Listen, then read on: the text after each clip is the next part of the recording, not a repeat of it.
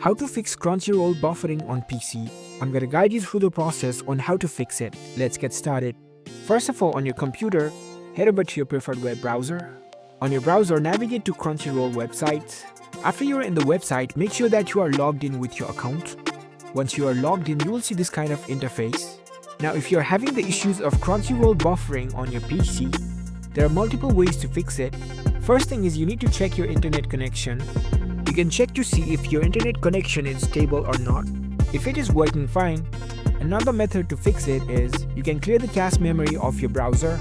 Go to the settings of your browser. You could use any browser. You just need to go to its settings. Now go to the privacy and security section.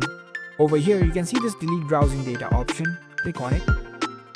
You can delete the overall browsing data of your browser, or you can even select a particular website for Crunchyroll and clear its cache memory. So click on delete data. Now if you go to the system over here you can see the VPN option. It could show as a different option in other browsers.